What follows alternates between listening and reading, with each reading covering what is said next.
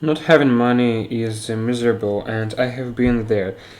Sharing a 1000 square foot from with the roommate and continuing every penny to make sure that I can make it until the end of the month has taught me a lot. I am still very careful with the money because I know what it means to cut down your meals to make the rent and the end of the month. But back when I was the freshman, I wasn't thinking to make a lot of money, but I wanted to get out of that desperate financial positions because I had to make a lot of the compromises. I couldn't focus on my college because I had to work for hours every day to be able to pay the rent.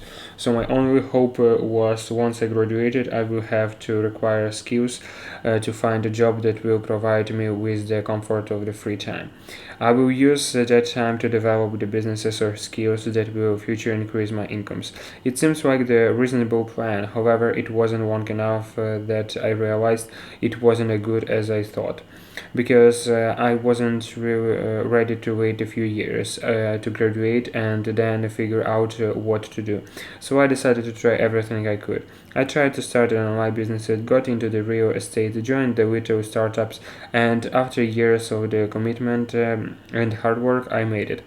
When you don't have to worry about money, trust me, life changes. You no longer base your energy decisions on the how much does it cost. You will suddenly have the freedoms to do things that are interesting to you, that matters to you. You will have the freedoms to take the break from the everything and don't worry about the rent.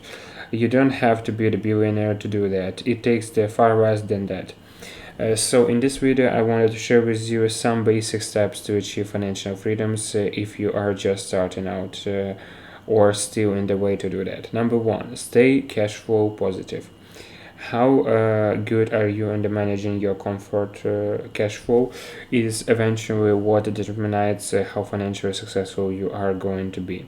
If you have taken accounting classes, you probably know that cash flow is.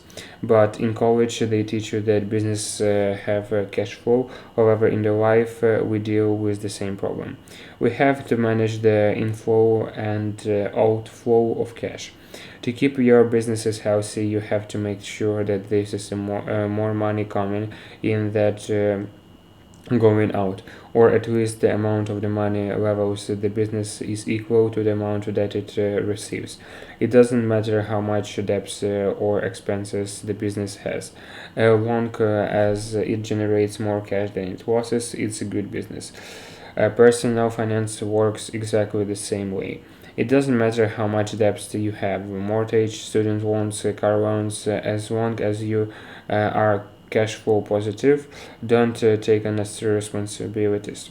This mistake is literally one of the main reasons why a lot of the people are struggling financially. They might be cash flow positive, but then they take the financial responsibility that they can't afford. I am not just talking about getting the brand new car or at least or the credit debt, but they get into the expensive relationships maybe or start a family. Don't get me wrong, I'm not saying that starting a family is a bad idea, but there's the equations. Let's say your cash flow is balanced. You start the family, raised a kid, your expenses increases, you get a second job or get the promotions, and your income rises as well. Not bad, right? But as you keep getting older, your expenses rise as well, and at some point exceed your income. So you become cash flow negative, and for the rest of your life you will be working hard to catch up with your negative cash flow, and that's known as the generation poverty. You get to the point where you don't have to means to build capital that will get you out of poverty. Most people today can't get financially independent not because they don't work hard, but rather they put themselves in the situations where they have no other options but to spend every penny they earn. So to keep your cash flow always positive, you need to do stop. Step number three, build an investment portfolio. Around 4K years ago in the kingdom in the Asian Mesopotamia, there was the name Akkad. Akkad. who was poor, like really poor. To escape poverty, he worked hard to put food on the table. However, when he received the payments for his services, he put very little food on the table and left the rest of the money to shine a market, who then paid interest in the loan. Instead of the spending that interest to improve his standards of living, he led it to another shared market, thus growing his wealth even more. After repeating this process for many years, his wealth grew so big that he did not have to work again, and ended up the richest man in the city, Babylon. But you might not find a shared market today to lend him your money, but there is the clear other instruments that you can use to grow wealth. Consider this: S&P 500 is the index that measures the performance of the top 500 US companies. Historically, it had the average rate of the return around 10%. This means that if you put aside and invest just $1,000 every month into the S&P 500, when you are 20, by the time you get 50, you will have almost $2 million. And that's just with $1,000. Imagine if you increase that number every year to 2 or 3 or even 5,000 as your income grows. You will end up with tens of the millions of dollars. That's how you keep your cash flow always positive. How to invest the S&P 500 and how exactly does it works, we have already covered in the previous videos, which link I will leave in the descriptions. But before we move on, here's a little disclaimer.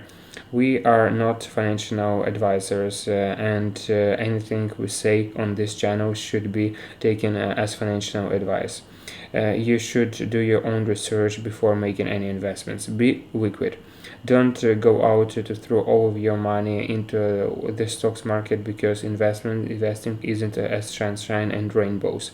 If you would put $1,000 into the S&P 500 in the June 2007 and decided to withdraw it a year later because you had an emergency, how much do you think you would have made on that $1,000? I'm sorry to say, but the negative 50%. You would need to wait another 5 years to 2013 just to earn your money back. And that's how the market works. It jumps up and down every day. Sometimes a crisis hits and it might need a few years to recover. That's why if you are serious about the stock market, you should be in the for the long run to reap the profits, but to truly feel that you are financially independent. You need to be liquid. If something goes wrong, you are not worried. You got fired. Businesses is going to south. Recessions is around the corner. No problem. You have got yourself covered. You have enough cash to not worry about the bills for the last 6 months. Have a plan. All the things we have talking about in this video sounds amazing, but how on earth do you get the money to do all of that? The only feasible option seems to win the lottery. You can, of course, try that. Good luck. However, you have another option. Plan your spendings. You're not going to build a 6 months cash caution in the single months. You are not going to build $1 million investment portfolio in the few months. And guess what? You don't have to. Financial independence isn't the final destinations. The goal isn't just to make enough money and to retire for good. Instead of putting yourself in the positions where you are not going to base your every decisions on how much it costs, you are not going to accept the new job just because it pays slightly higher. You are probably going to continue working, but instead of working on things that matter to you the most, with fewer financial problems, hopefully your life is going to be a little more colorful. I hope you guys have enjoyed this video. If you did, give it thumbs up. And if you are new around here, then subscribe and turn on your notifications. We are trying our best to make the great videos for you and hopefully help to achieve your financial goals. Thanks for watching, and until next time.